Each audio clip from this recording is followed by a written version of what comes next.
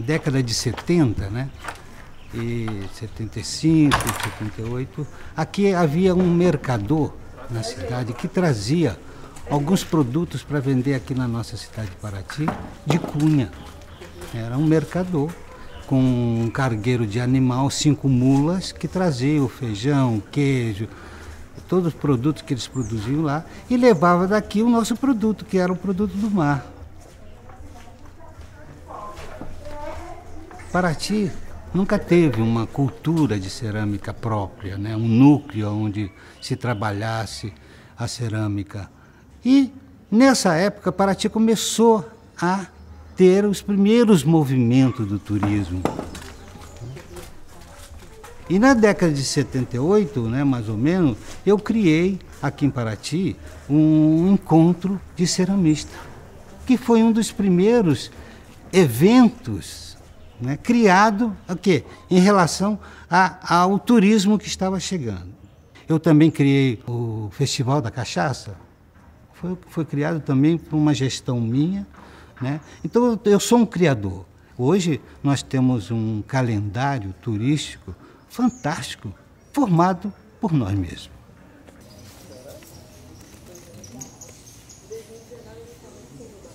E o que é muito importante é esse saber que Paraty recebe. Somos nós que trazemos, né? A cultura fazemos nós. A Flip traz os grandes escritores, eu trago os grandes ceramistas, o Paraty em Foco traz os grandes fotógrafos. Nós já tínhamos aqui esse saber. A FIP encontrou Paraty já com uma estrutura, né? E fez dessa estrutura uma beleza, né? Uma educação de como organização de evento, né? A Flip nos deixa um legado muito importante para nós cidadãos de Paraty, eu acho. Hoje fazem 45 anos que estou nessa história. Eu acho que eu deixo, por essa passagem, por essa minha pesquisa dentro do campo cerâmico, não só nacional como internacional, deixo um legado para a minha cidade, né? Então é esse o meu propósito também, como artista, né? De deixar uma história.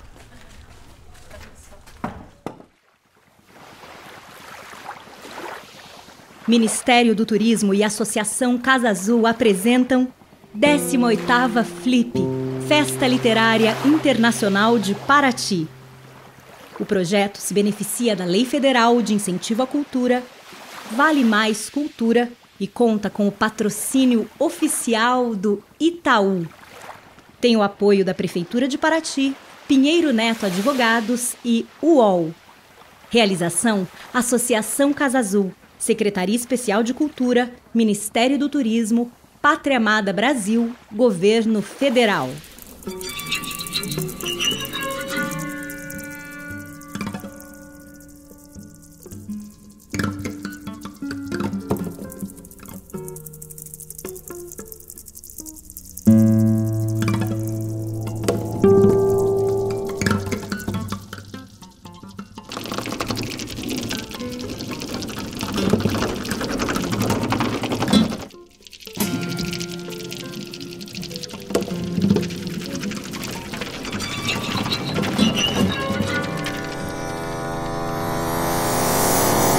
Esta mesa terá a duração de cerca de 1 hora e foi excepcionalmente gravada com antecedência. Por isso, não haverá espaço para perguntas do público ao final da transmissão. Boa Flip!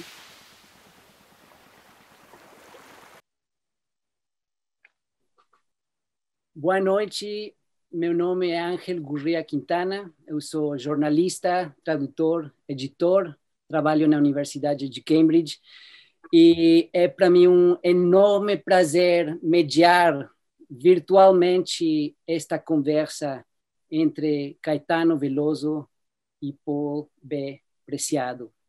Sejam bem-vindos todos. O título da mesa é Transições. E no espírito da Flip vamos transitar entre temas, entre línguas, idiomas. Os nossos convidados, cada um deles no seu jeito, tem feito questão de ultrapassar fronteiras, derrubar convenções sociais, empurrar os limites da identidade, seja através da música, através da escrita ou até através do próprio corpo.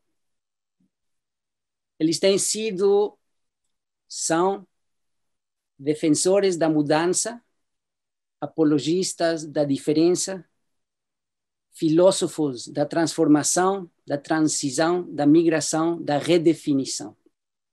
E é um verdadeiro prazer estar com eles aqui. Caetano Veloso quase nem precisa ser apresentado, principalmente para um público brasileiro. Cantor, compositor, cineasta e uma figura fundamental da vida cultural brasileira há muitas décadas.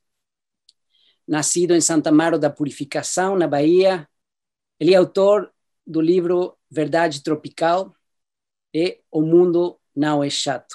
E também dirigiu o filme O Cinema Falado. Ele é um dos principais nomes da música popular brasileira, é um dos idealizadores da Tropicália. Acabou de lançar o livro Narciso em Férias. Talvez seria bom dizer relançar Narciso em Férias pela Companhia das Letras. Caetano é um veterano da Flip. Eu me lembro de uma mesa magnífica que ele dividiu com José Eduardo Agualuz, acho que foi em 2004, não sei se lembra, Caetano. Já tem muito tempo. Lembro, a data não lembro. Mas o livro que está sendo lançado agora é uma reedição de um capítulo do Verdade Tropical. Verdade Tropical. Né? E por que foi lançado agora esse como livro? Olha, já faz algum tempo que eu tinha vontade de lançar esse capítulo como um livro independente, porque é o capítulo que eu acho, para mim, mais satisfatório. Entendeu? É o capítulo de que eu mais gosto. E acho que ele tem uma capacidade de, apenas narrando, abranger toda a questão que o livro abrange, às vezes de forma ensaística. Então, eu já tinha pedido isso a Luiz, já tinha saído uma separata que foi sobre antropofagia. É bacana, é interessante, mas eu não acho que seja não compõe um livro fechado inteiro como o Narciso em Férias compõe. Então eu tinha vontade e vim pensando em fazer isso e terminou a Companhia das Letras topando Paulinha, que é minha produtora e empresária e também minha namorada, com quem eu tenho 2 filhos, ela teve a ideia de chamar 2 cineastas para fazerem uma adaptação para o cinema do Narciso em Férias. E isso também estimulou o relançamento do livro, porque um rapaz, Pedretti, encontrou os documentos daquelas autoridades que me prenderam. Então, com esses documentos e o texto Narciso em Férias foi feito o documentário. E por causa disso se juntou tudo. E depois também a direita subiu no Brasil, né? Isso coincidiu. A direita subiu ao poder no Brasil e muita gente pede a volta da ditadura. Então ficou mais abrasivo, como eu digo, o lançamento do Narciso em Férias em separata. Bom, já teremos oportunidade de falar mais do livro, mas agora também quero apresentar ao Paul B. Preciado. Paul é jornalista, filósofo, curador, é um dos principais pensadores contemporâneos das novas políticas do corpo, do gênero e da sexualidade. Nascido na Espanha, ele vive hoje em Paris. Autodefinido como feminista punk, é um dos principais pensadores contemporâneos e autor de Manifesto Contrasexual, Texto Junkie e Pornotopia, todos editados no Brasil pela N-1. E este ano o Paul lançou no Brasil o livro Um Apartamento em Urano, pela Zahar, e o livro é uma coletânea de crônicas publicadas no jornal francês Libération entre 2013 e 2018, anos que correspondem ao período durante o qual o Paul estava no processo de transição de sexo. Paul nos diz: não sou homem, não sou mulher, não sou heterossexual, não sou homossexual, nem sou bissexual. Sou um dissidente do sistema sexo-gênero. Então, bienvenido, Paul. Podemos ahora brincar al español. Muy bien. Paul, muy bienvenido. Sé que estás en París. Este debe haber sido una de las primeras veces en muchos años que estás confinado en un solo lugar. ¿Cómo te encuentras? Hola, muy buenas tardes. Bueno, antes de nada realmente quería saludar y agradecer primero al Festival Flip por haberme invitado a esta conversación. Realmente para mí más que una conversación es un encuentro, un regalo, porque yo me veo totalmente excedido frente a la figura y la inmensidad de Caetano, ¿no? Así que realmente muchísimas gracias por esta invitación y bueno, pues muy buenas tardes, muy buenas noches, muy buenas mañanas, muy buenas fuera del tiempo, muy buenas en cualquier lugar del mundo, quizá del cosmos, quizá vayamos a saber dónde, quizá en otro planeta a través de maneras totalmente incomprensibles, ¿no? Pues nada, buenos soles, buenas noches, bueno, lo que sea, ¿no? Y sí, bueno, me ha sorprendido, Ángel, cuando has hecho esta presentación mía diciendo que has empezado diciendo que yo era periodista y la verdad es que yo no me veo en absoluto como periodista. Es decir, porque entiendo el periodismo como una forma de investigación quizá rigurosa, ¿no? Una aproximación a la actualidad con cierto rigor que yo no tengo en absoluto. Es decir, que yo soy un filósofo, yo soy un activista. Me veo más como un artista que trabaja con el lenguaje conceptual que como un periodista, eso seguro, ¿no? Lo que sí es verdad es que en un momento dado decidí que precisamente por la presencia tan fuerte que empezaba a tener los discursos fascistas de derecha y de extrema derecha en los medios y en el espacio público, decidí que era necesario para mí dar un paso desde el ámbito universitario e incluso desde el ámbito más activista, dar un paso hacia, de alguna manera, el ámbito de los medios de comunicación y empecé a escribir en los periódicos y es verdad que hoy publico mucho en los periódicos, ¿no? Pero realmente no me veo como periodista. Y es verdad también, ahora respondiendo ya más a tu pregunta, ¿no? Que bueno, es verdad, siempre había dicho que no había dormido en la misma cama más de 3 días, ¿no? Y creo que esta vez tuve la gran suerte, yo creo que tuve la suerte que mi cama justo llegó al apartamento como pocos días antes de que directamente me la libraron, ¿no? O sea, la trajeron directamente físicamente al apartamento, casi como que me dijeron, aquí está su cama, ¿no? Para que pueda dormir los meses que vendrán.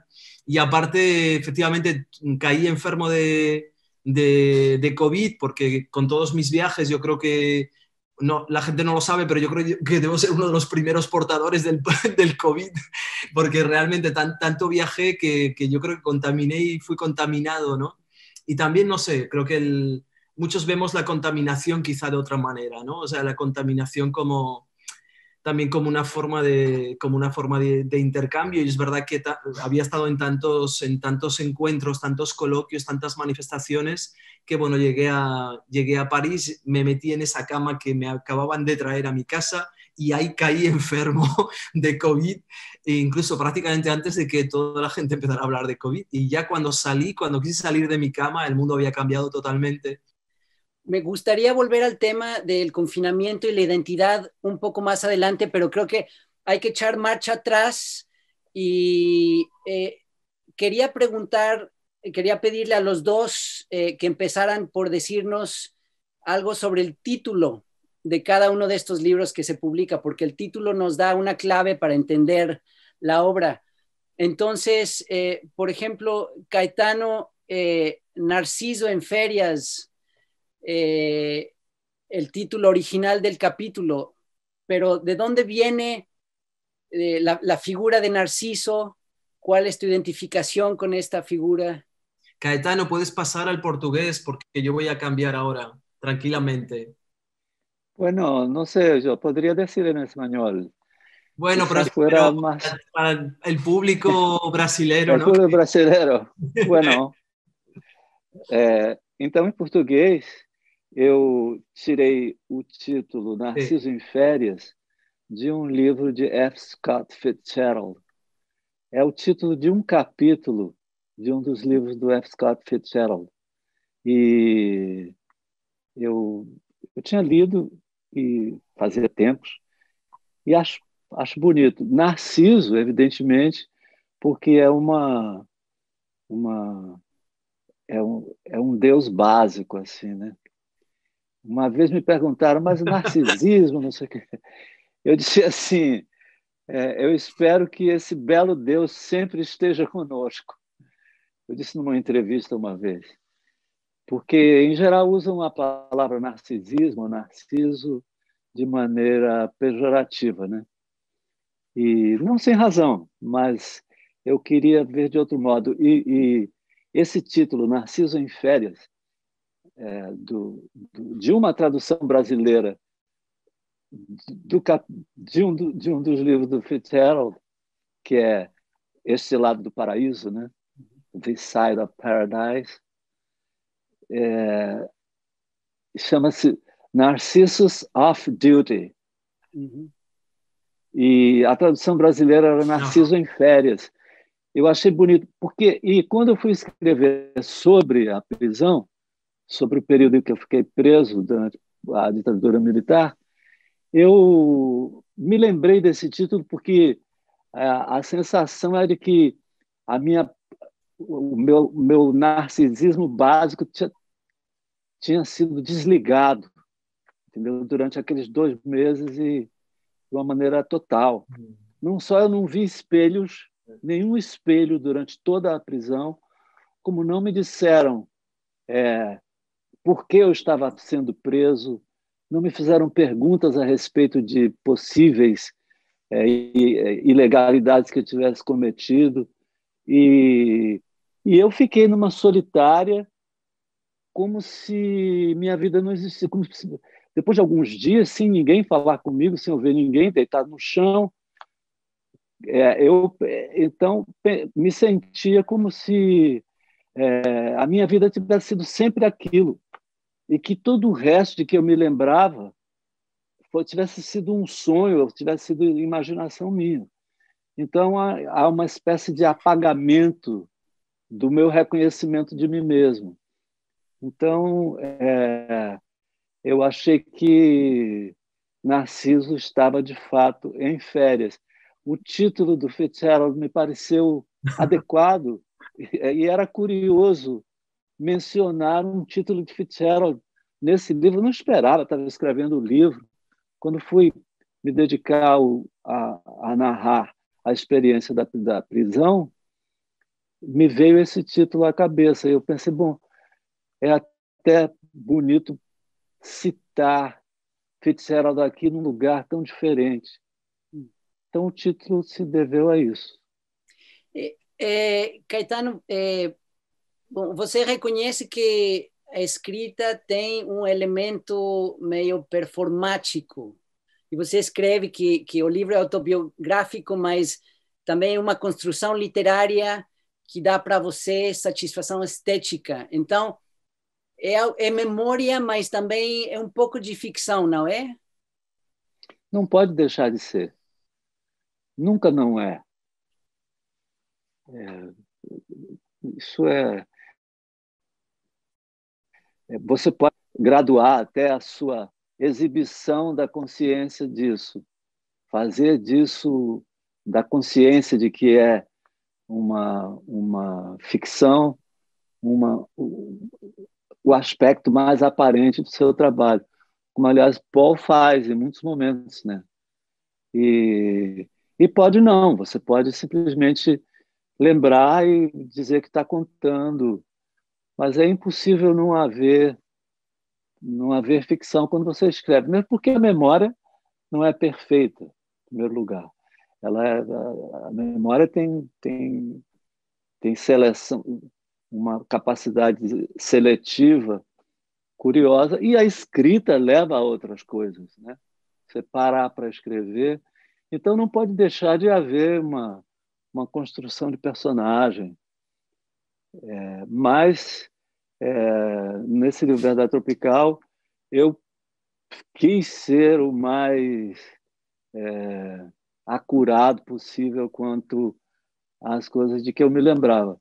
Eu, entre os meus amigos, tinha fama de ter uma excelente memória, né? Hoje, já com 78 anos de idade, já não posso ser tão tranquilo a esse respeito.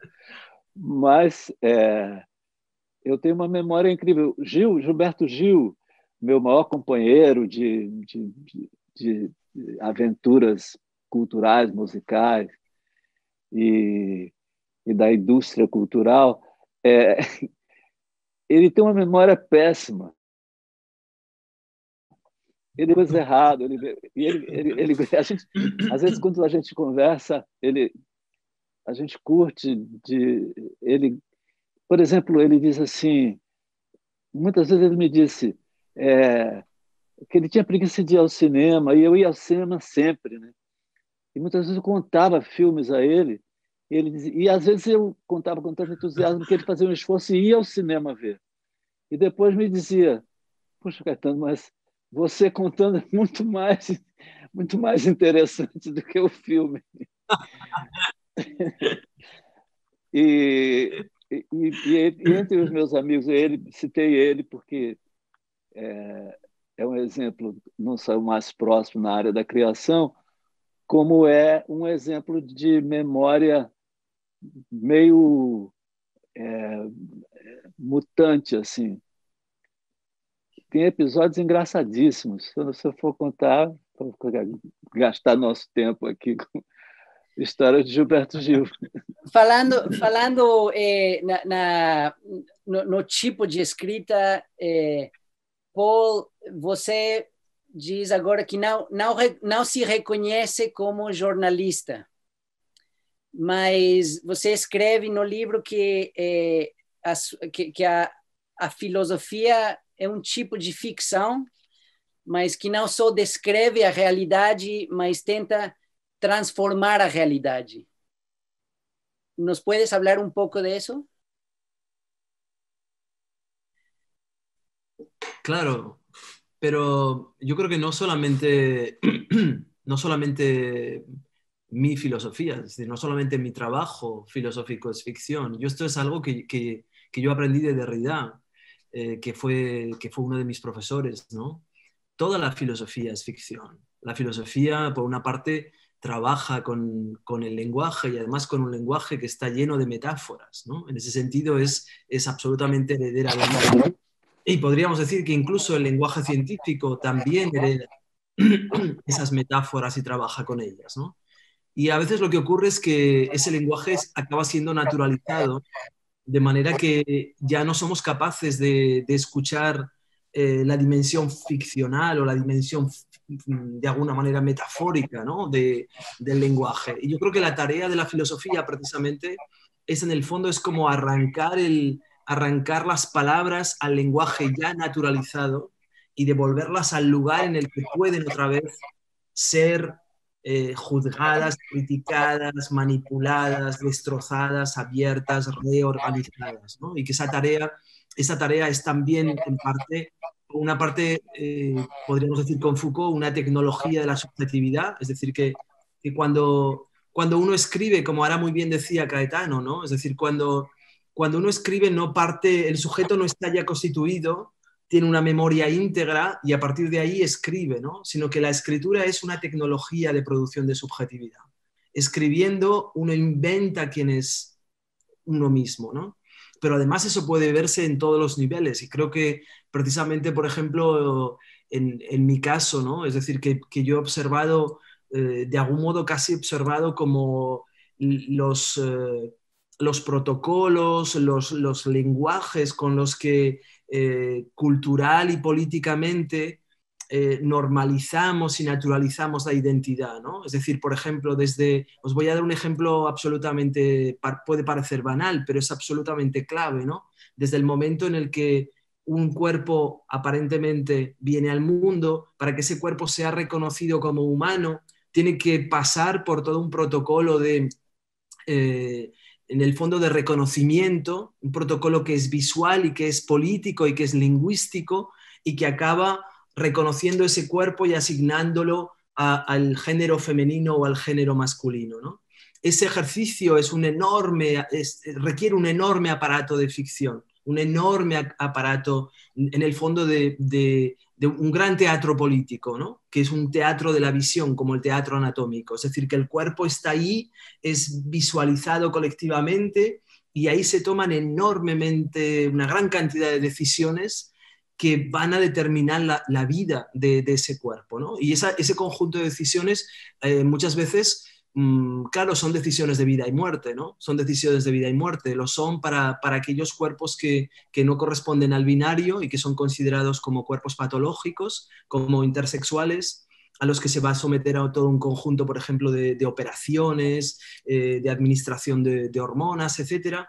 Pero lo son también, por ejemplo, cuando alguien como yo o como aquellos que se identifican como personas trans, como personas transgénero, como personas travestis, como personas transexuales, aquellas personas que de algún modo entran en disonancia con el lenguaje que les identifica normativamente, ¿no? Lo que estoy diciendo es que en el fondo la ley también es un lenguaje de ficción.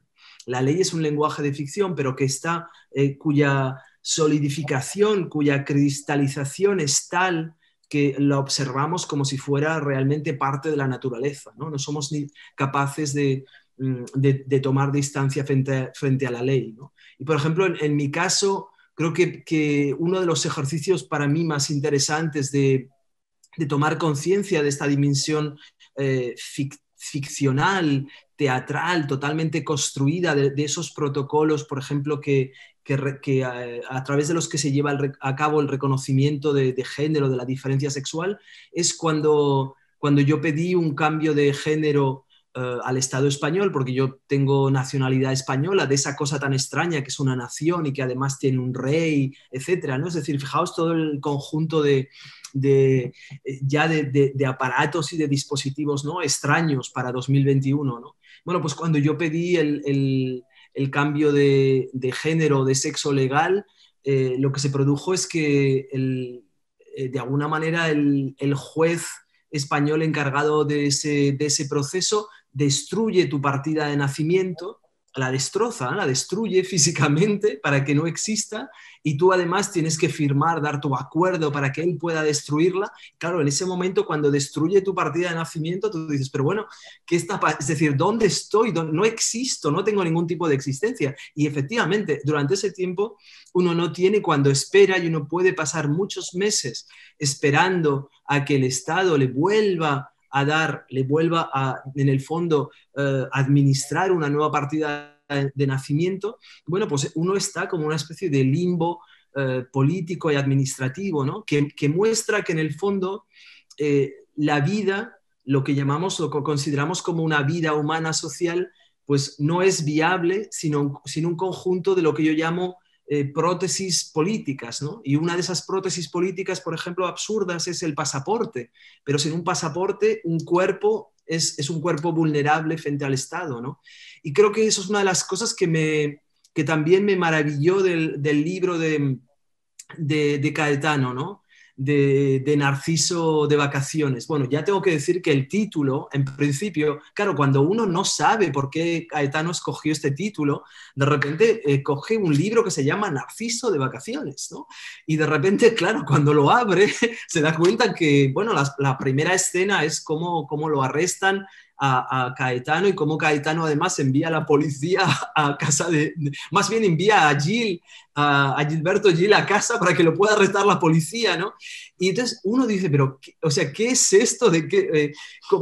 ¿Cómo es posible que esto sea un Narciso de vacaciones, ¿no? Y claro, vas avanzando, y es verdad que me pareció absolutamente maravillosa la descripción tan detallada y tan minuciosa, no tanto en términos de memoria, ¿no? sino yo diría casi como en términos casi como una especie de cronología corporal, ¿no? Casi como si Caetano, o como precisamente no hay espejo, ¿no? Y no hay afuera, ¿no? En el fondo uno está encerrado en ese espacio, ¿no? Pero está solo con su propio cuerpo, y en el fondo el cuerpo se acaba convirtiendo como en un paisaje absoluto, ¿no? Dentro de ese encierro, ¿no? Y me pareció absolutamente maravillosa toda la descripción del encierro. Y tengo que decir además, Caetano, que yo, que soy muy lector de los textos feministas, ¿no? Y de los textos feministas desde el siglo XIX, pues he encontrado que tu manera de escribir efectivamente no era muy masculina, porque raramente, o sea, creo que sí, de algún modo hay como en el fondo un modo de aproximarte a tu propio cuerpo, a, al, a la, por ejemplo, a la pérdida de memoria, la pérdida de deseo sexual, la cuestión de, muchas veces comentada en el libro, de la falta de erección o de los problemas de erección. Es decir, esto me ha parecido absolutamente maravilloso, porque precisamente lo que caracteriza a la masculinidad escritora y al escritor en esa posición de soberanía masculina es precisamente nunca poner en cuestión su propio cuerpo, su propia capacidad sexual, su propio deseo, ¿no? Y esto, en tu caso, casi como si hubieras hecho un ejercicio, aplicándote un ejercicio feminista a tu propia escritura, pues desde el principio lo que vemos es un cuerpo que en el fondo está, un cuerpo en ruptura, ¿no? Un cuerpo en fallo, como tú dices. Narciso, en ese sentido, claro, ahora ya lo entiendo de otra manera, ¿no? De vacaciones, más bien lo habían enviado, o sea, Narciso en el calabozo, ¿no? Es como... Y bueno, me ha parecido maravilloso, ¿no? El texto, y realmente recomiendo muchísimo su lectura. Sobre este tema, me parece uno de los temas centrales de tanto tu libro, Paul, como el Sí, libro gracias. de Caetano, es el tema de la masculinidad y violencia.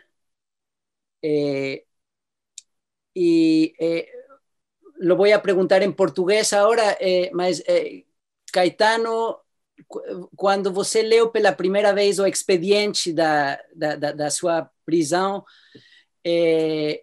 onde os militares diziam que você tinha sido preso por fazer músicas que eram subversivas e desvirilizantes. E aí a sua reação foi, simpatia socialistas de jeito nenhum, mas subversivo e desvirilizante pode ser, né? Mas então, qual a sua postura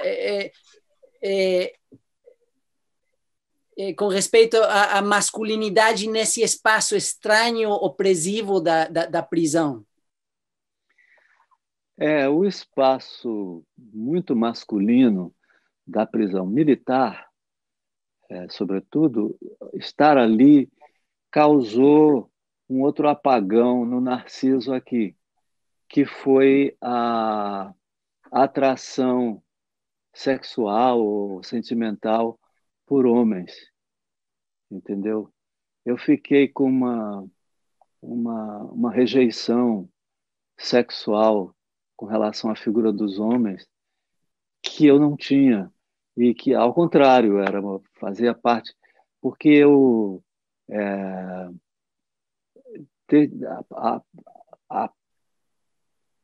sei lá, o modelo de masculinidade que me foi ensinado desde a infância pela sociedade não foi aceito por mim como indiscutível.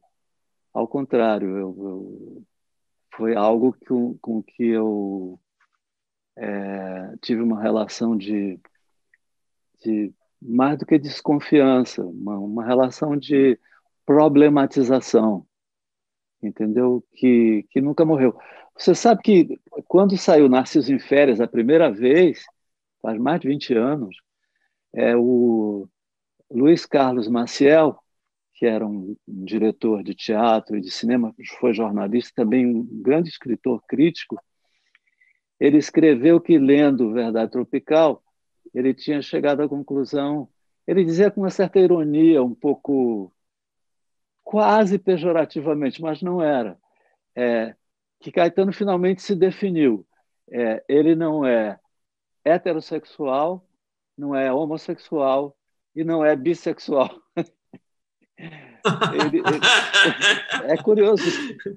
Isso faz mais de 20 anos. E eu ri muito, porque eu gostava muito dele, né?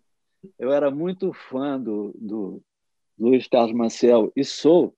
Ele morreu, mas eu sou fã de tudo que ele fez, do jeito que ele era. E, primeiro, ele era lindo, né? Ele era um cara que não chegou em Salvador, ele era gaúcho, mas foi morar em Salvador para dirigir teatro, por causa da escola de teatro, e era lindíssimo. E o Glauber até fez um filme com ele, que é o único filme do Glauber que desapareceu.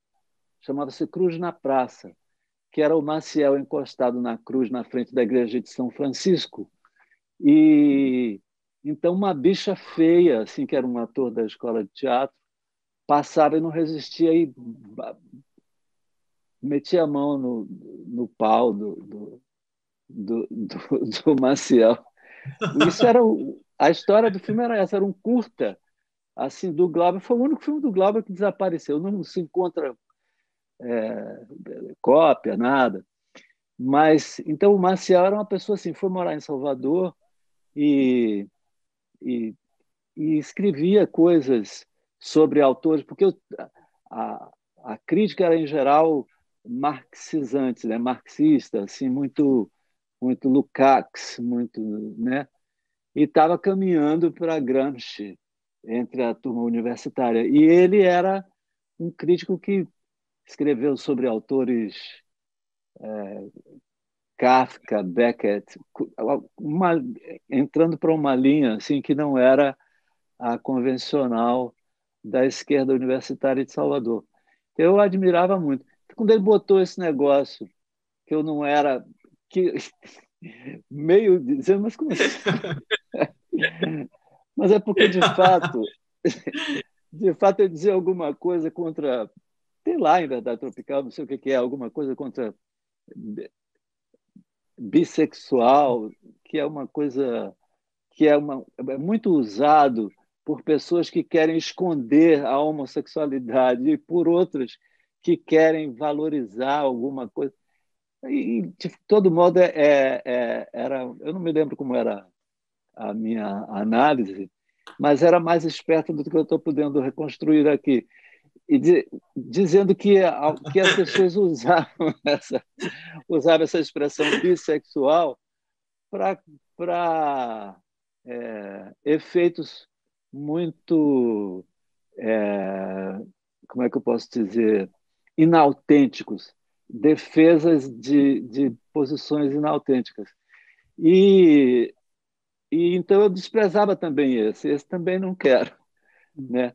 Mas eu sempre fui, eu tinha separado até aqui para ler um poema de, eu vou ler, é um poema de uma poetisa russa que eu gosto muito e que não é nem um poema. Eu falei um poema porque ela era tão poeta. Eu gosto da palavra poetisa em português. Eu tomei contato com essa autora por causa dos poetas concretos de São Paulo. Foram eles que mencionaram. É Marina Tsvetaeva. Marina Tsvetaeva. Então, eu copiei em espanhol, porque eu ia falar com Paul B. Preciado. Y yo pensaba que iba a hablar español todo Bueno, el pues lea en tiempo. Estaba un castellano. poco, me sentía un Sí, sí, lea en poco castellano, lea en así. castellano. Sí, leeré. Amar solo a las mujeres bueno, amar solo a las mujeres para una mujer o amar solo a los hombres para un hombre, excluyendo notoriamente el reverso habitual. ¡Qué horror! Amar solo a las mujeres para un hombre o amar solo a los hombres para una mujer, excluyendo notoriamente lo que es inusual. ¡Qué aburrimiento! Y todos juntos, ¡qué miseria!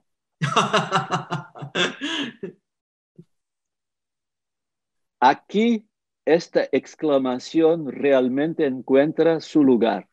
Sed como los dioses. Cualquier exclusión notoria, un horror. Wow. Entonces, Maravilloso, esto maravilloso. es muy bonito. Sí, es Es de maravilloso. comienzos del siglo XX. Comienzo del siglo XX. Es una poeta rusa, do começo do século XX, uma poetisa russa. E esse livro é muito lindo, um livro de notas e também de correspondência, mas tem uma densidade, tem milhões de coisas maravilhosas, mas essa eu separei para ler aqui hoje, para meio dizer de onde vem minha Gracias. identificação, porque eu falei mais cedo, antes da gente começar a gravar, de como, para mim, o Paul é quase um garoto, assim, porque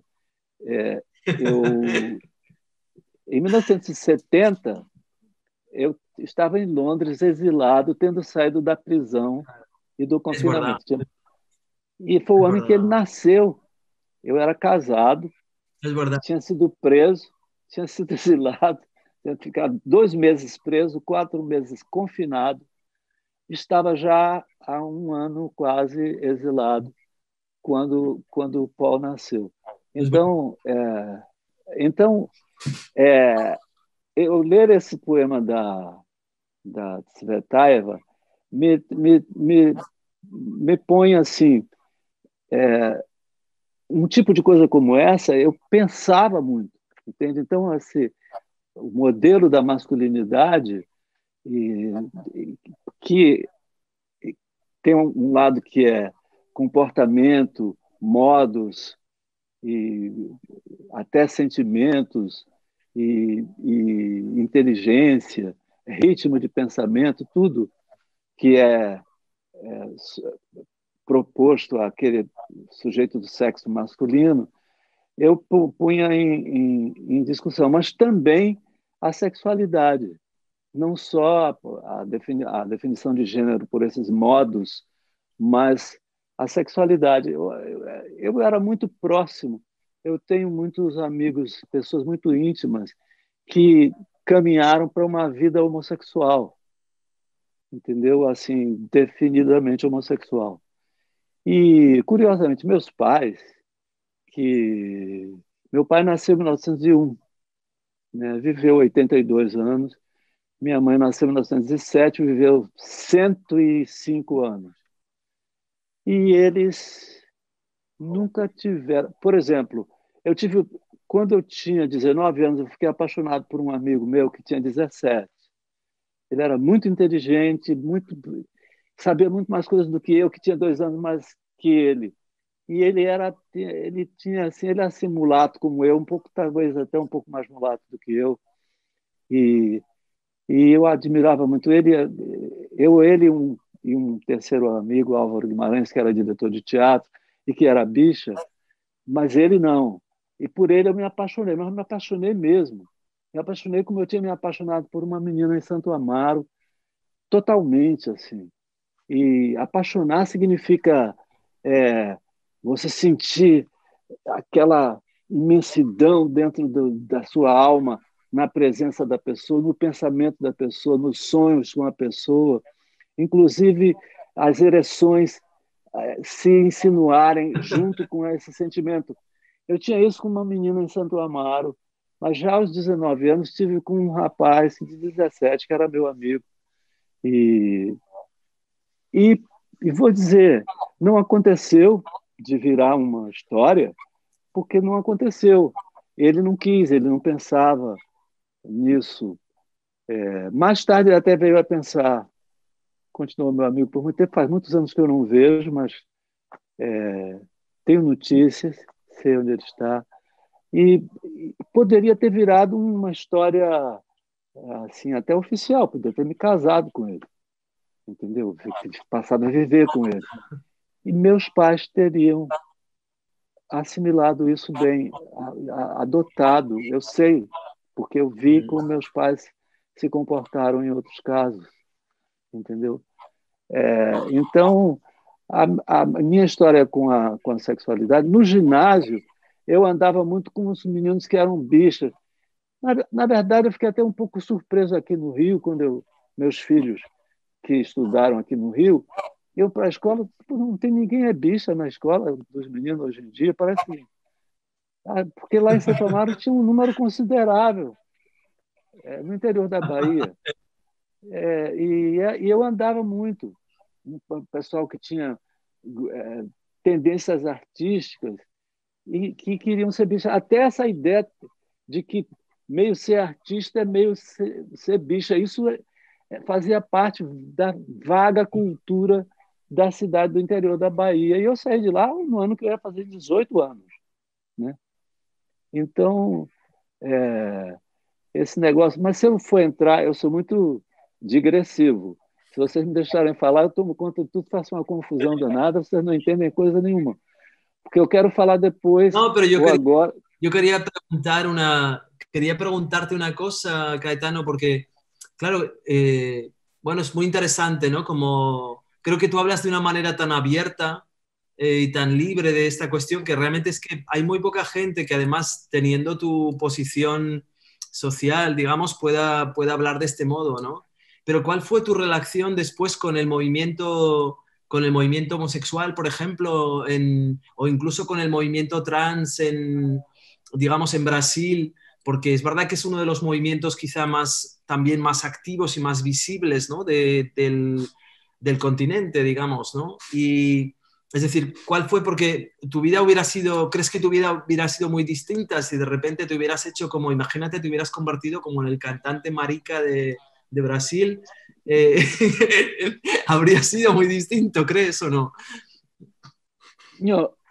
Yo como cantante era un poco marica. Sí. Y un poco como era una cosa de los años 60. En el 68 yo cantaba y hacía las cosas de cantantes de rock, neo-rock inglés, pero muy brasileño, con cosas... He visto. Ganó el apodo de tropicalismo. Claro. ¿Comprendes? Y bueno, entré en falar espanhol, que yo tenía la vanidad de hablar español, ¿comprendes? Para que la gente viera que yo puedo hablar español, es decir... No hablas, está clarísimo. Pero debo volver al portugués porque como é que se diz hoje em dia? É o protocolo, né? Vamos falar português. Mas o que é que eu estava dizendo? Que, bom, tem um título... Eu era assim meio marica, mas eu fui preso, a ditadura piorou, entrou na parte mais brutal e eu fui exilado. Fiquei 2 anos e meio em Londres. Quando voltei, ainda era o presidente Médici, que foi o mais brutal, quando houve mais tortura, mais repressão. E, no entanto, o grande estouro da música popular brasileira era um grupo chamado Secos e Molhados, em que o cantor Ney Matogrosso era 10.000 vezes mais bicha, mais marica do que eu pudera sonhar ser. E era bicha. E ele é um sujeito maravilhoso, é um cantor. Ele, aliás, tem uma voz aguda. Ele, até hoje, ele é até mais velho, 2 anos que eu, acho que ou 1 ano e meio, deve estar chegando aos 80, mas você não acredita, porque ele é enxutão e canta e dança e tudo, e com umas pinturas de rosto, uma coisa bem avançada, assim. Aliás, até foi pioneiro mundialmente. Então, eu fiquei sempre... o Brasil é um lugar muito, muito curioso, porque você veja bem, era o período mais repressivo da ditadura, e, no entanto, estourou esse grupo. Quando eu voltei do exílio, tinha história, entendeu? E eu cheguei, mas aí a história é toda complexa, porque eu tinha casado com uma menina que era minha namorada desde que ela tinha 16 e eu 21, e a gente transava sempre e tal, mas depois a mãe dela, para ela viajar comigo, exigiu que casasse, a gente casou. E, eu adoro ela até hoje e tal, mas ela e eu tínhamos a certeza de que nunca teríamos filho, porque nosso modelo era Sartre e Simone de Beauvoir. Aliás, num dos livros do Paul, num dos livros do Paul, Qué bueno. num dos livros do Paul, eu adoro, me comove quando ele escreve sobre o turbante de Simone de Beauvoir, entendeu? E, no entanto, eu tive dificuldade por causa de você ter sido... Seja, há uma questão geracional, sim, né? Porque essa aproximação com os pós-estruturalistas, para mim, foi e é, de uma certa forma, problemática, porque eu era muito sartreano, digamos assim, porque Ajá. tem um cara aqui que era um pensador de direita, mas de direita liberal, muito bom, de nível muito alto, José Guilherme Melchior, que, para me agredir, disse que mas também John Lennon e as figuras os cantores que são tomados por intelectuais são subintelectuais de miolo mole. E eu gosto. Então, eu sou esse tipo, entendeu? Bueno, los sesos siempre son blancos. Então eu, é engraçado, porque eu li, a primeira coisa que eu li que tem a ver com isso que veio acontecer na coisa francesa, e que eu senti logo uma diferença para Sartre que me fascinou, foi Lévi-Strauss, Os Tristes Trópicos, que me Ajá, foi dado de presente por um claro. cineasta brasileiro que roubou da casa de alguém, porque viu esse livro na casa de alguém, de algum amigo dele, e como o nosso movimento tinha sido apelidado de tropicalismo, o livro chama Tristes Trópicos, e ele roubou. Ele também tinha ouvido dizer que o autor Lévi-Strauss era muito considerado, muito prestigiado, respeitado, de altíssimo nível, e me deu de presente. Eu fui dar uma olhada, fiquei apaixonado por Lévi-Strauss, achei o texto lindíssimo. Tristes Trópicos é um livro de uma beleza estupenda e sugere diversas coisas incríveis que botou Sartre em perspectiva para mim. Então, isso entrou. E logo depois, alguém me veio com um livro de Foucault. Mm. Isso já li entre depois da prisão, porque o Tristes Trópicos eu li em 68. Mas depois da prisão eu li Claro. alguma coisa de Foucault e As Palavras e as Coisas, né?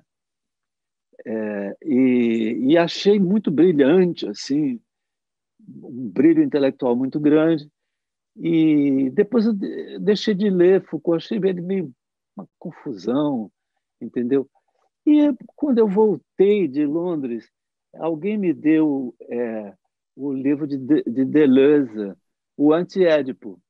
E Ajá, eu li e achei, eu claro. ficava ficava rindo. Wow. Tanta maluquice que tinha. Eu lia, ficava rindo, comentando com alguns amigos, mas ao mesmo tempo um pouco fascinado. E curiosamente, porque Foucault é assim, como se fosse uma lucidez exagerada, uma inteligência assim que aparece no escrito, né? Muito luminosa em si mesma, né? Muita clareza na inteligibilidade do que ele está querendo transmitir. Mas tem um... Bom, e Deleuze não. Deleuze é uma escrita enigmática, ¿no? Enigmática. Bueno, Deleuze, sí, decía yo Caetano, Deleuze y Guattari, porque ese libro lo escribió con Guattari, que en el fondo tiene gran importancia al final en Brasil también, ¿no? Porque no lo conociste nunca a Guattari, ¿o sí? ¿Lo llegaste a conocer? No. Claro. No. Claro, porque Guattari, yo creo que los viajes de Guattari a Brasil fueron muy importantes tanto para Brasil como para Guattari mismo, ¿no? En el fondo siempre decimos Deleuze, pero Guattari al final, sobre todo en el Antiedipo, realmente que creo que fue una influencia muy importante, ¿no? Pero claro, tú no conociste luego a Deleuze a Guattari cuando vino a Brasil. Yo quería conocí. Quería aprovechar lo que estaba diciendo Caetano hace un momento sobre su familia y sobre la relación que sus padres tenían con la sexualidad de Caetano. Y en tu caso, Paul, evidentemente es una circunstancia familiar totalmente diferente, padres que crecieron en el franquismo y que tuvieron mucha dificultad en aceptar el viaje que estaba realizando su hijo. Y que sin embargo llega finalmente a la reconciliación, pero quisiera, después de haber oído a Caetano, quisiera oír la postura de tus padres en relación a tu transición y a tu cruce.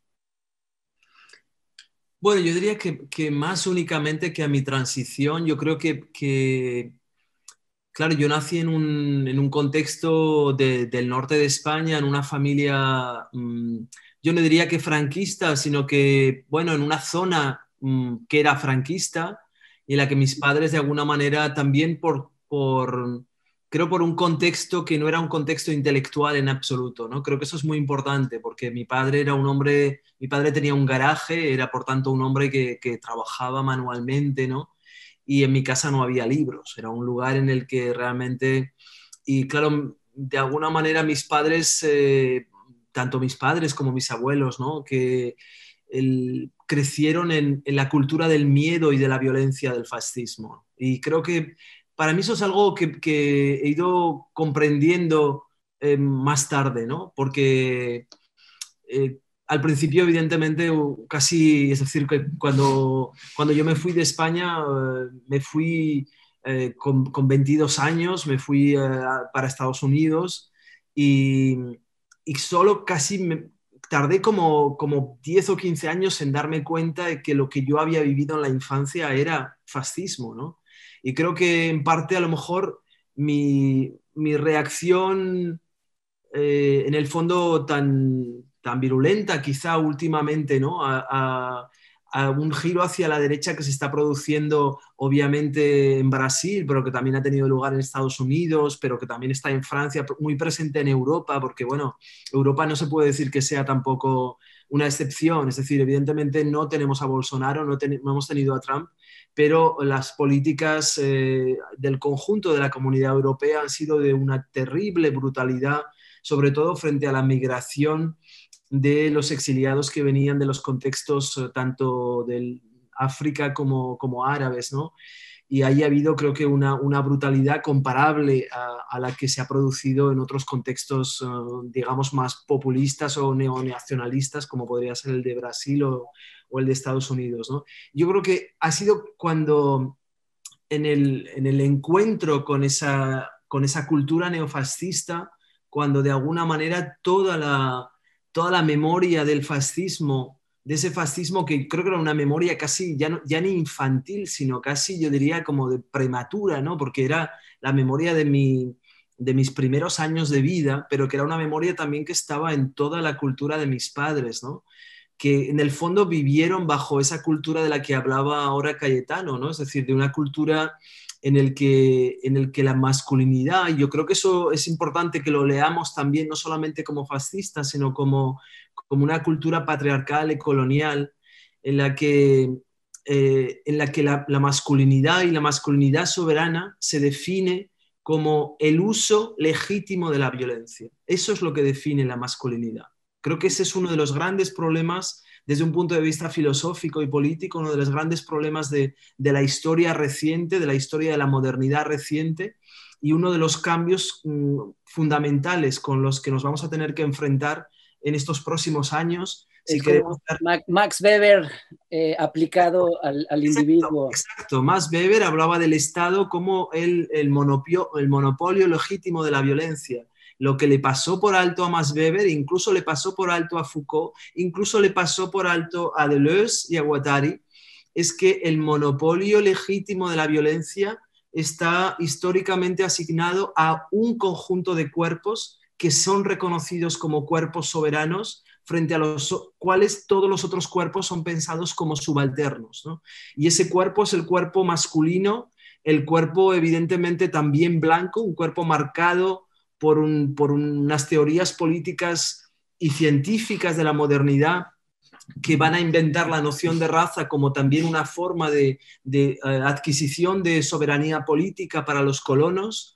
Y claro, esa cultura obviamente es compartida, es decir, comienza con el despliegue colonial europeo en el siglo XV, es compartida por la cultura española y portuguesa, de alguna manera atraviesa toda la historia de América, de la América colonial, atraviesa también la historia de la destrucción tanto de los pueblos indígenas y aborígenes de las Américas, o de lo que se llama las Américas de manera absurda, ¿no? Pero también la historia después de la esclavitud, de la trata transatlántica. Y por tanto, es decir, yo creo que es muy importante darnos cuenta que hay en el fondo que esa historia de la modernidad colonial es también una historia del patriarcado y que ha fabricado algunos cuerpos como cuerpos soberanos y otros como cuerpos subalternos, pero que los ha fabricado como soberanos, y fijaos que esto es lo que más me parece absolutamente espeluznante,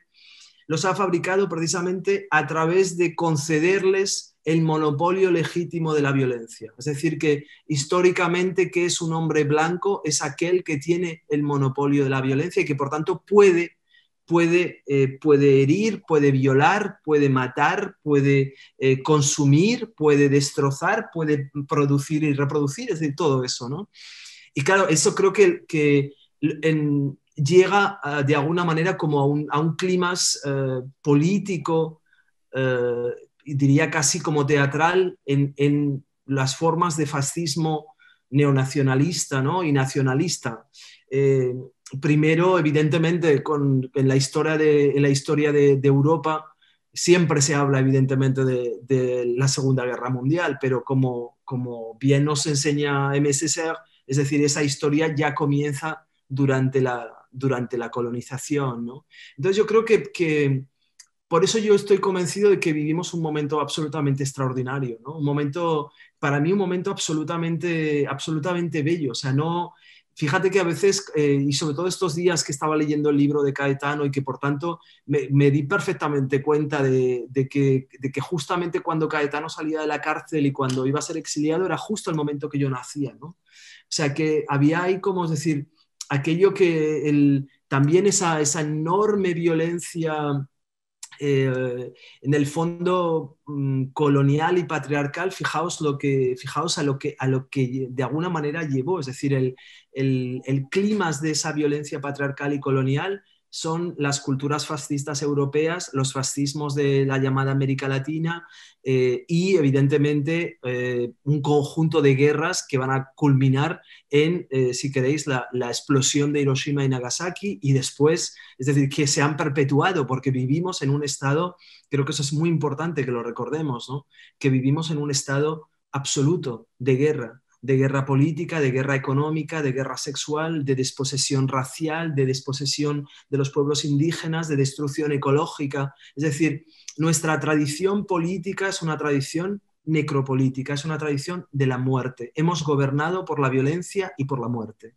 Y ahora nos queda algo que me parece absolutamente fascinante, tanto como ciudadano, como artista, como cuerpo vivo, es decir, porque yo ya las categorías tradicionales, ¿no?, con las que estamos trabajando, incluso la categoría de ciudadanía, me parece que es decir, ¿qué sentido tiene esa categoría de ciudadanía cuando tantos y tantos cuerpos vivos, humanos, no son reconocidos como ciudadanos? Por ejemplo, cuerpos indígenas, por ejemplo, cuerpos migrantes, por ejemplo, cuerpos trans, por ejemplo, cuerpos que no se adecúan al binarismo de la diferencia sexual, ¿no? Por tanto, más que esas categorías, casi interpelo esa categoría de cuerpo vivo como una categoría radical, pero además que está hoy en el límite, es decir, estamos tocando los límites de las posibilidades de la vida y de la destrucción de la vida en el capitalismo patriarcal y colonial, y por tanto creo que como lo que os digo, es decir, como cuerpo vivo, si queréis, como artista, como filósofo, ya sea como una voz poética, es decir, creo que nuestra tarea hoy no puede ser otra que intentar inventar tecnologías de gobierno. Cuando digo tecnologías de gobierno no hay que asustarse pensando que sea una cosa muy rara, es decir, la tecnología de gobierno puede ser una conversación, es una tecnología de gobierno, ¿no? Es decir, cada vez que escribimos una ley es una tecnología de gobierno. Bien, pues nos toca inventar colectivamente tecnologías de gobierno que no sean necropolíticas, que no sean tecnologías de la muerte, que puedan ser... Sí. ¿Te sientes optimista? Porque tú siempre comparas o contrapunteas tu transición personal con movimientos sociales y transformaciones sociales. Claro. Pero tú te sientes optimista de que nos estamos moviendo todos en la dirección correcta.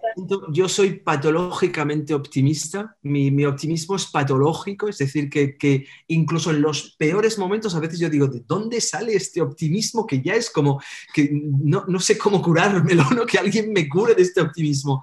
Pero también para mí el optimismo es una de mis, casi como yo diría, uno de los axiomas de mis protocolos políticos, ¿no? Es decir, vivimos en un contexto que está dominado, ¿por qué? Está dominado por el miedo social, por el miedo al otro, por la xenofobia, por de alguna manera casi todo el discurso populista o neonacionalista contemporáneo tiene que ver precisamente con las retóricas del miedo. Y yo, desde siempre, para mí la estrategia es justamente la contraria, ¿no? Es decir, la estrategia es el entusiasmo, una especie de entusiasmo que es a raudales, ¿no? Que lo desborda todo, incluso allí donde ya aparentemente no quedan condiciones para el entusiasmo, ¿no?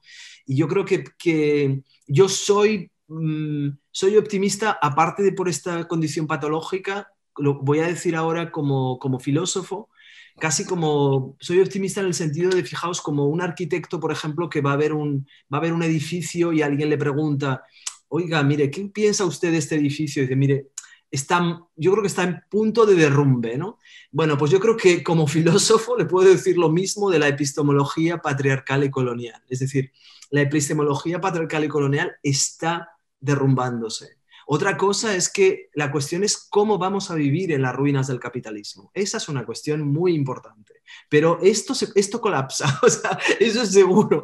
Vamos al derrumbe, no solamente, no estoy hablando aquí ya de las teorías del colapso, de todo esto, ¿no? Es decir, no, estoy hablando de un colapso epistémico, estoy hablando de que las nociones tradicionales, precisamente de esas de las que hablaba Caetano cuando decía, bueno, es que este no es, ¿cómo se define? Y me encantaba esta definición de la verdad tropical, quizá hasta yo mismo deba definirme, es decir, cuando alguien me pregunte, le tenga que decir, bueno, mire, mi verdad tropical, ¿no? Es decir, bueno, pues evidentemente hoy estamos poniendo en cuestión no solamente la noción de heterosexualidad, homosexualidad, sino la noción también incluso del propio binarismo sexual. Creo que es la gran diferencia es que antes, fijaos, en tu generación, Caetano, estabais, es decir, incluso el poema que leíamos ahora de Svatayeva, ¿no? Es decir, claro, la cuestión es que todo el mundo, el mundo entero, la realidad entera está dividida en masculino, femenino, heterosexual, homosexual, con lo cual te toca elegir o acá o allá, este o le otro, o los dos, claro.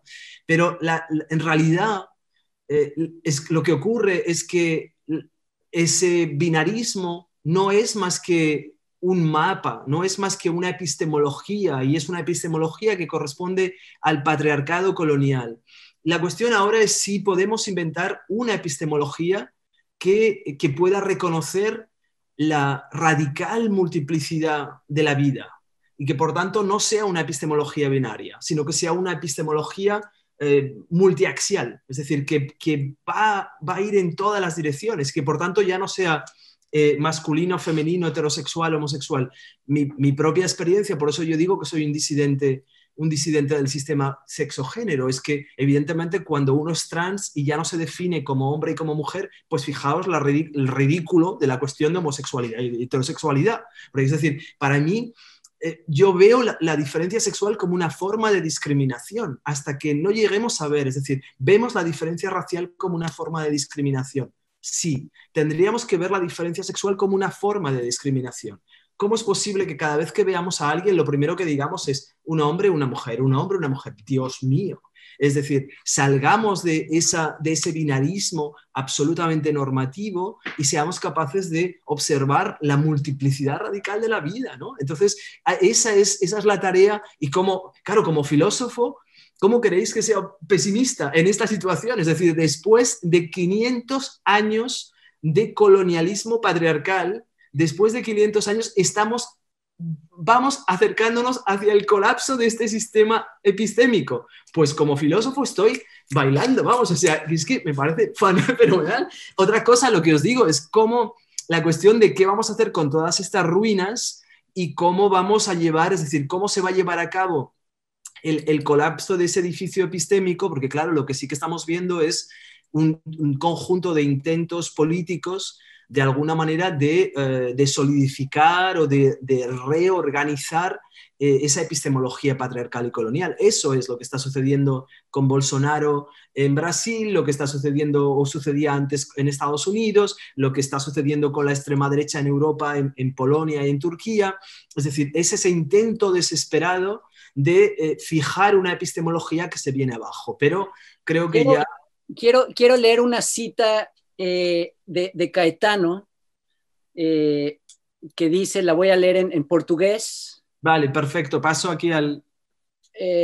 Caetano diz, e acho que foi numa entrevista, diz, todos os meus sonhos buscam o jeito de usarmos nossa anomalia para criar novo modo coletivo de ser. Acho que tem exatamente a ver com o que está falando Paul. E então eu queria perguntar para você, Caetano, se você sente o mesmo entusiasmo, a mesma energia, o mesmo optimismo de saber que vamos achar novo modo coletivo de ser e que vamos ser felizes nas ruínas do capitalismo. Bueno, felices, eso yo no les dije, no les prometí felicidad, esto ya...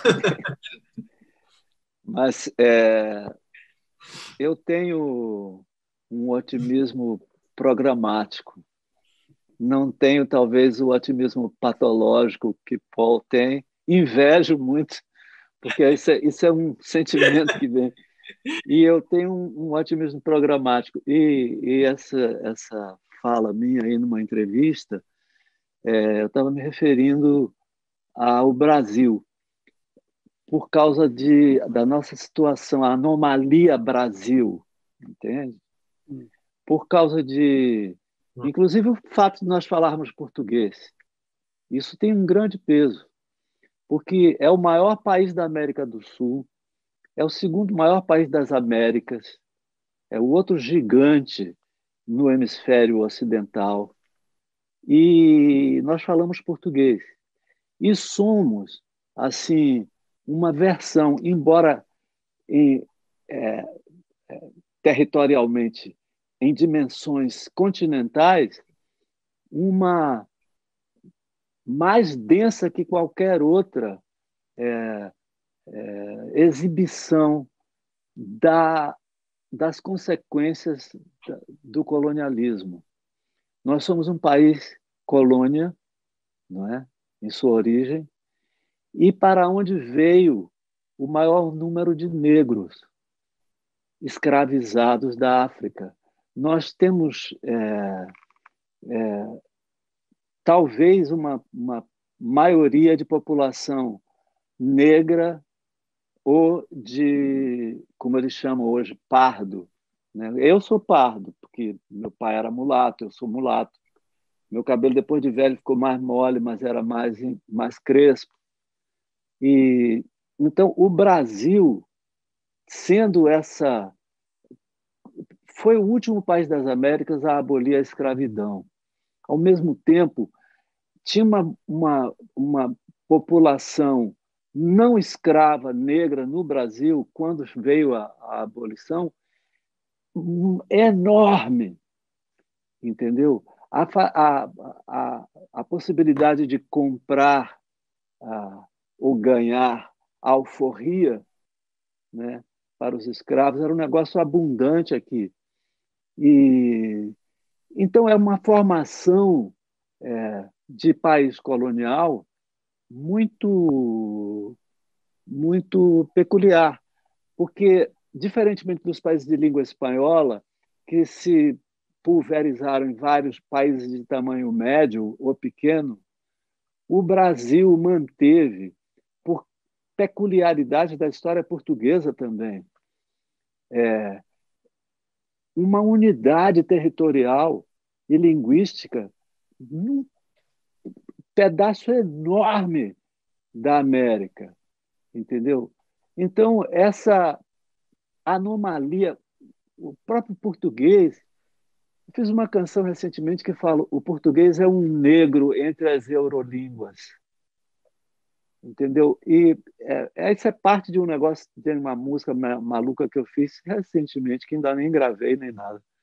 Falei esse verso fora de contexto, parece uma maluquice, mas essa maluquice está falando da anomalia Brasil.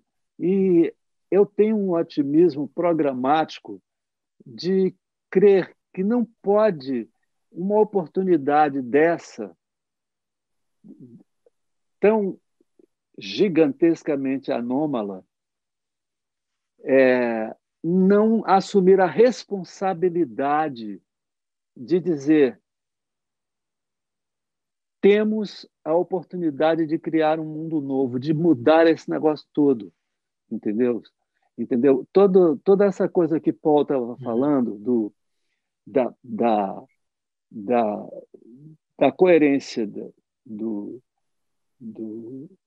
poder branco masculino na história da colonização é um negócio que renasceu. Por exemplo, recentemente eu li mais livros de Losurdo, que é um pensador comunista italiano, do que outras coisas que eu vinha lendo antes, por causa disso, por ele enfatizar, né, na luta comunista anticapitalista a luta contra a história colonial, mas em termos que me pareceram muito adequados à minha experiência da vida brasileira, entendeu? E então o meu otimismo é um otimismo programático por uma necessidade de responsabilidade, entendeu?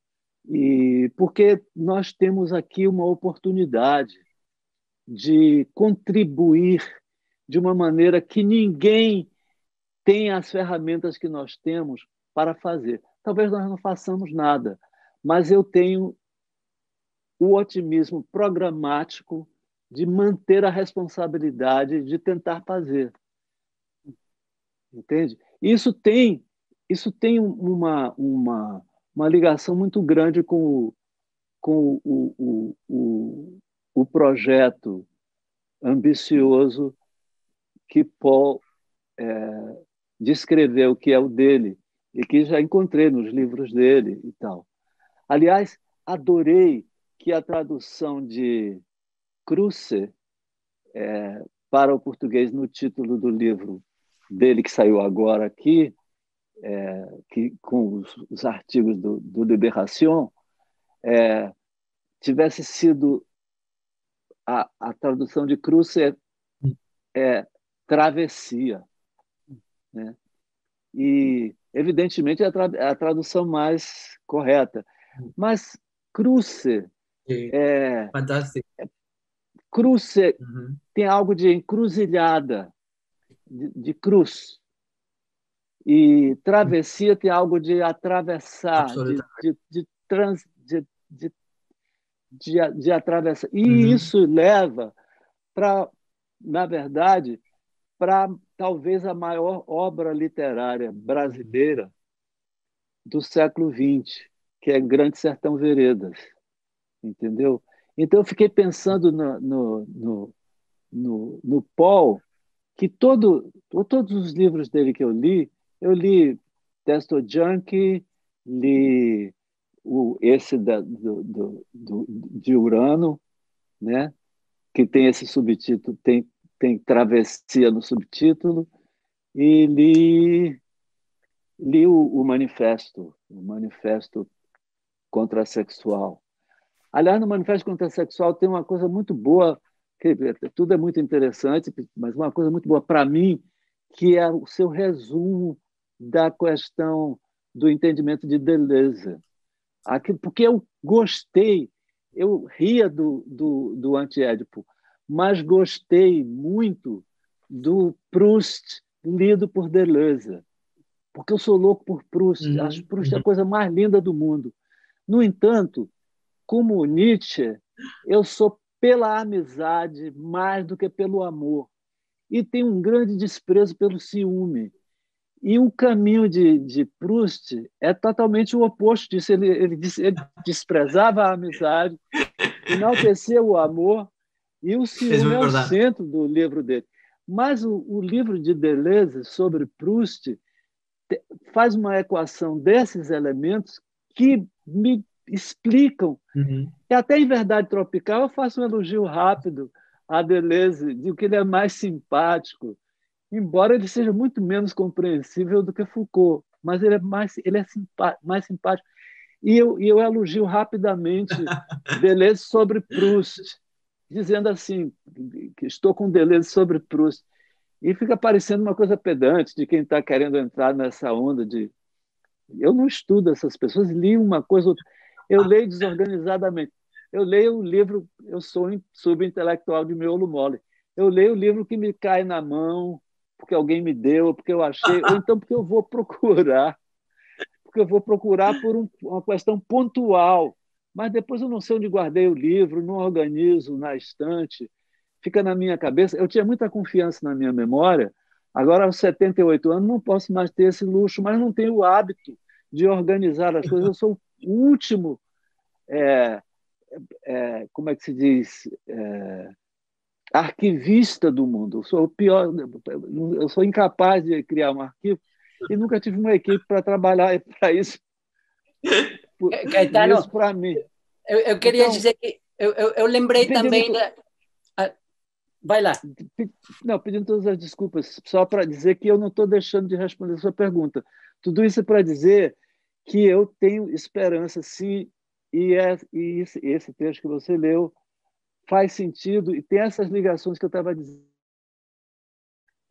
com... Eu ia me entrar na travessia por causa do Grande Sertão Veredas, mas depois talvez a gente entre, talvez não, por causa de Adorim. Eu pensei, lendo a Paul, eu pensei no Guimarães Rosa também, no conto aquele A Terceira Margem do Rio. A Terceira Margem do Rio. Mas acho que isso daria para outra mesa. Infelizmente não temos tempo, estamos chegando até o final, mas eu queria talvez acabar só com uma pergunta bem pontual para o Paul, que temos que responder rapidamente, mas Paul, la transición que anhelas y a la que nos animas... Sí. Perdón. Sí. Castellano, ok. Pero, la transición que tú anhelas y a la que nos animas, ¿tiene un punto de llegada o es una transición permanente? Y esto lo vas a tener que responder en 1 minuto. Sí, bueno, yo creo que es bastante sencillo, precisamente porque yo estoy poniendo en cuestión esa epistemología binaria. Evidentemente, si no hay binario, la transición no es el ir de un lugar a otro, ¿no? Claro que yo decía, me interesa lo que decía ahora Cayetano con respecto a la traducción de cruce y de transición o de travesía, ¿no? Y yo pensé mucho en cómo llamarlo también, ¿no? Si travesía Pero tengo que decir que precisamente por las arquitecturas de poder del régimen binario, que hacen que la frontera sea realmente un lugar tremendamente peligroso, en el que el cuerpo de alguna manera pierde todo estatuto de reconocimiento político y queda totalmente digamos, expuesto, ¿no? a la violencia tanto del Estado como la violencia social y política, yo me di cuenta que el cruce era muy importante, es decir, que el momento de cruce, es decir, yo creo que esa travesía es infinita y que precisamente no es desde mi punto de vista, luego hay 1000 experiencias de la posición trans. Hay, por ejemplo, mucha gente que piensa que efectivamente es el cambio de un género al otro, etcétera, ¿no? Y todas las posiciones las respeto, pero en términos filosóficos yo diría que no es el tránsito de un lugar a otro ni de una posición a otra, sino precisamente esa travesía infinita. Pero es verdad que los momentos de cruce, que son precisamente esos momentos de gran desposesión y de gran vulnerabilidad política, son tremendamente importantes, ¿no? Porque a pesar de que en mi discurso que tengo esta especie de anhelo o de casi como un resorte, ¿no? Es decir, algo que surge inmediatamente, que es muy optimista, es verdad también que tenemos que reconocer que, es importante decirlo, ¿no? Que por ejemplo, el cuerpo trans, aquellos cuerpos que por su condición amenazan precisamente la condición binaria del sistema, ya sea en términos de nacionalidad, por ejemplo, en el caso de la migración, ya sea en el caso de las personas intersexuales, las personas transexuales, son aquellas que evidentemente están sometidas a mayor violencia. Y por tanto, es decir, mi discurso tremendamente optimista, en el fondo también es un discurso de huida. Es decir, a lo que os invito también es, frente a esa cultura de la violencia, en el fondo, es decir, a ser capaces de decir, bueno, necesitamos hacer una transición global, política, tanto de género como sexual, como dejar atrás la epistemología racial, y precisamente para poder, si es posible, ¿no?, también alejarnos de esas condiciones de violencia extrema. Paul, muchas gracias. Gostaria que esta conversa continuasse por muito mais tempo. Infelizmente, temos que encerrar esta mesa, mas eu quero agradecer aos nossos autores convidados. Muito obrigado, Paul.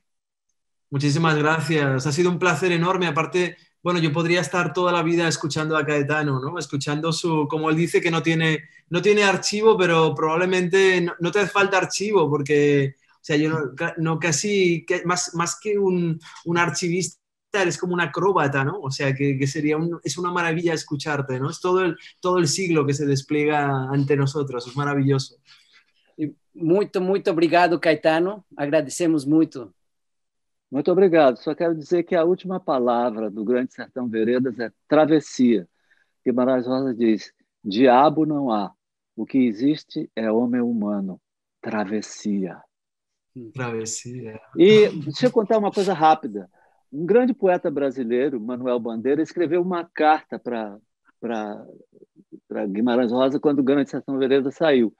E na carta ele elogia muito a linguagem e diz assim: uma pergunta, Rosa, por que você não manteve Diadorim homem até o fim? Então, o meu psicanalista disse que essa pergunta é estúpida.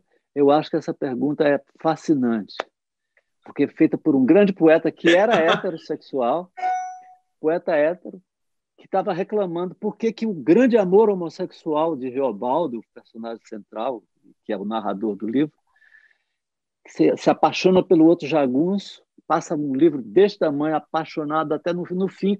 Quando o jagunço morre, ele descobre que o jagunço era mulher. Ele não tinha tido nada porque não sabia. E então o Manuel Bandeira, um dos maiores poetas do Brasil, escreveu perguntando: por que você não manteve Diadorim homem até o fim? Wow.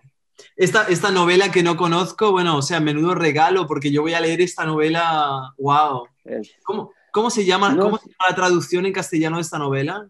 No sé si hay una traducción en castellano, debe haber, porque es muy conocida. Hay una traducción, Veredas. Grande Sertão Veredas. Sí, el autor sí, pero el nombre de la novela. Vamos a hacer una promesa. Y es que después de que Paul lea Gran Sertão Veredas, nos vamos a volver a encontrar. Vale. Vale, de acuerdo. Otra hora de discusión. Combinado. Perfecto, perfecto. Pero por ahora, por enquanto, agradezco mucho a vocês dois. Gracias. Muito obrigado ao público. Caetano, fantástico, Caetano. Um prazer, Paul. Muito obrigado. Sí, muito obrigado. Y combinado. Gracias. Y gracias, Alicia, por la traducción maravillosa.